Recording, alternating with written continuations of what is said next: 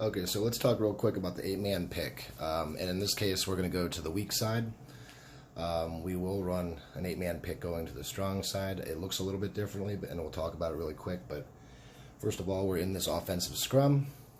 We got here because the defensive team either knocked the ball on or passed the ball forward.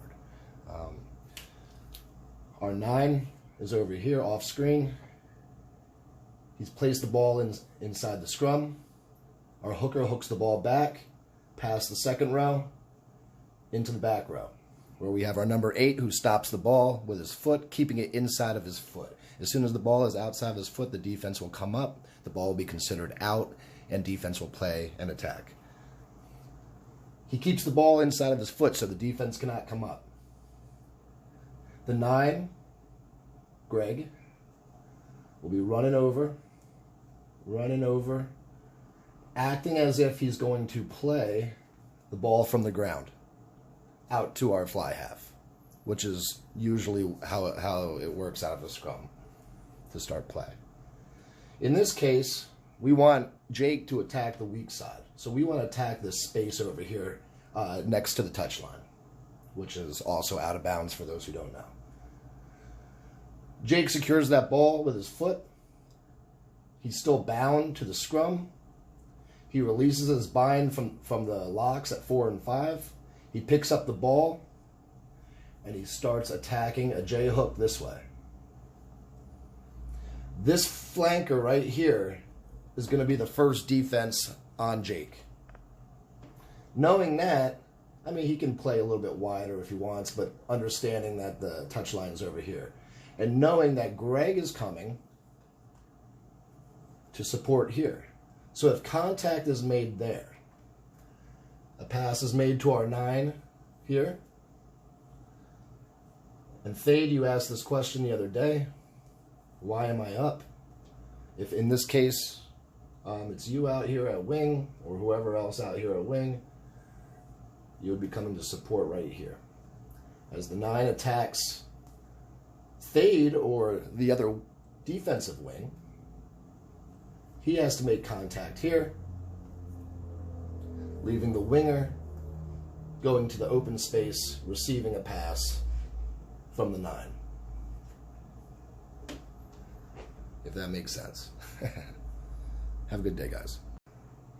So then from the strong side, a strong side 8-man pick would look like this.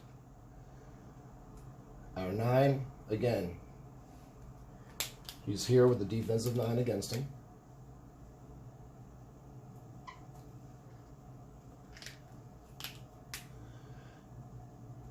Greg places the ball inside the scrum,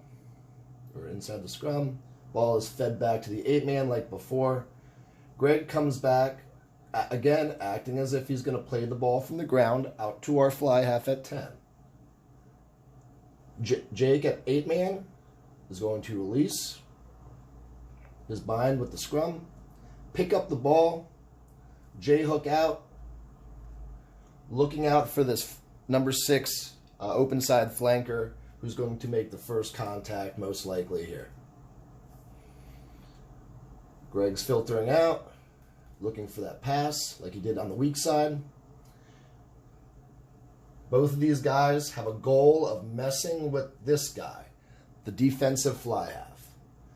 We want to pull him off to open up space for these guys. Everybody would have to shift over, and we would have open guys, winger, outside center. In a perfect world, they would have nobody on them moving out. The fullback would come in, play deep defense. The winger would come in to play slightly deep defense as well against the 11 and the 15. So again, 8-man picks the ball, runs a J-hook, trying to break contact against the 6. The 8-man might come out also, but either way, hard run up the side of this scrum. Looking for a pass out to the 9, which can also pass out to the 10, etc., etc. Biggest thing with this is, like we were talking about at practice, it's checkers.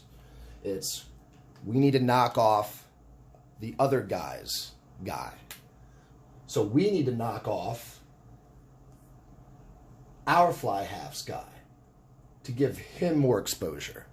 And that's how rugby is. It's all about attacking somebody else's defender to give them space to score.